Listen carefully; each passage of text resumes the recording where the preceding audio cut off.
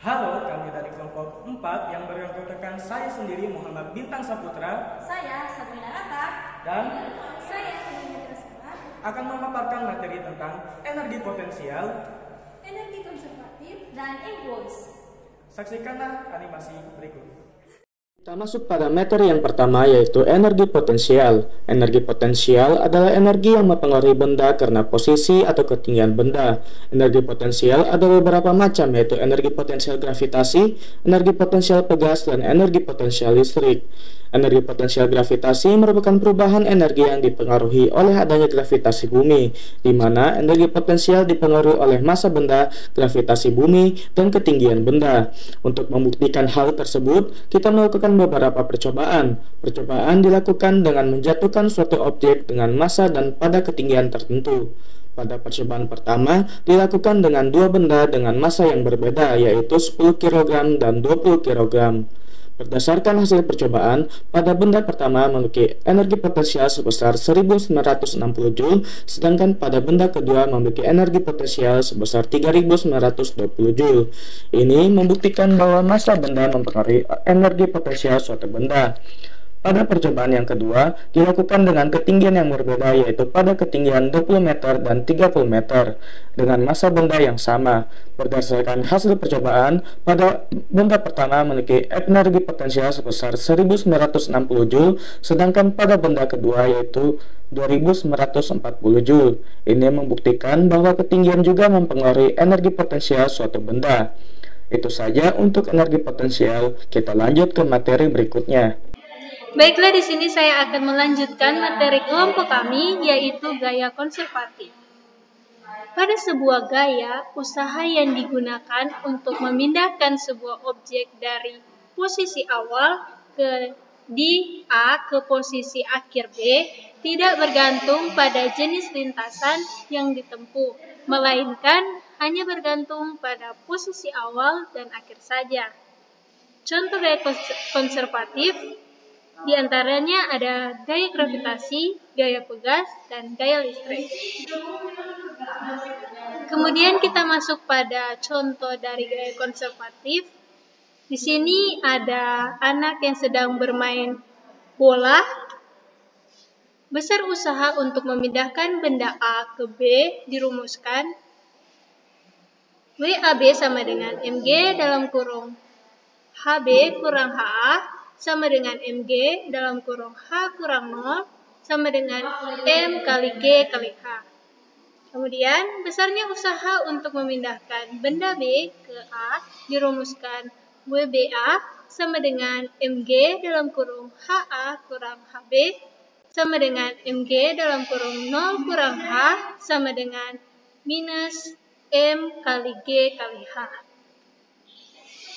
Sehingga usaha total untuk memindahkan bola dari A ke B kembali ke A dirumuskan W total sama dengan WAB plus WBA sama dengan M kali G kali H plus dalam kurung minus M kali G kali H sama dengan 0.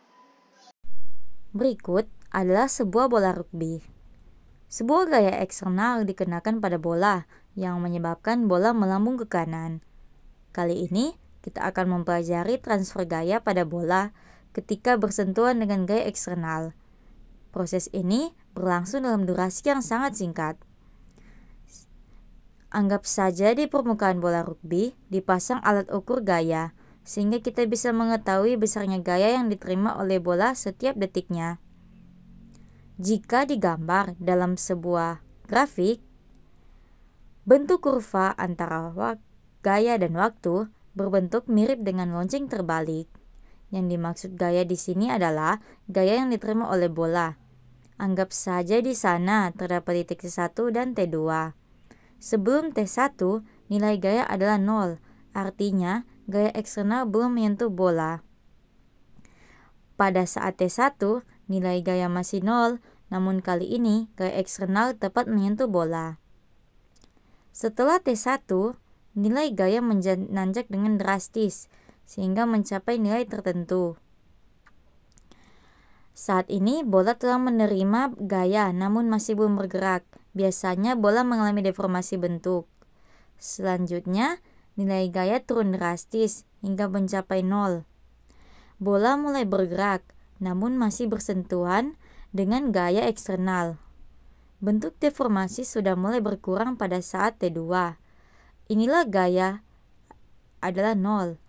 Saat ini, bola sudah meluncur ke kanan dan tidak bersentuhan dengan gaya eksternal sama sekali. Inilah yang menghubungkan antara grafik dan percobaan dari grafik F kurang T. Kita akan mengenal besaran impuls. Impuls adalah luas daerah yang dibatasi antara kurva dan sumbu T. Jika kurva ini memiliki persamaan F kali T, menggunakan kalkulus, nilai impuls bisa dihitung melalui persamaan I sama dengan integral F kali T dt mulai T1 hingga T2. Untuk mempermudah perhitungan, kita dapat menggunakan gaya rata-rata atau F-bar, yaitu gaya rata-rata yang diterima oleh bola. Nilai ini adalah sama panjang T1 dan T2, sehingga luas daerahnya terbentuk persegi panjang. Nilai impuls menjadi I sama dengan F T2 kurang T1. Inilah persamaan impuls yang sering kita gunakan nantinya, di mana I adalah impuls, F bar adalah gaya rata-rata yang diterima oleh objek, T2 dan T1 atau T2 kurang T1 adalah durasi gaya impuls. Sekian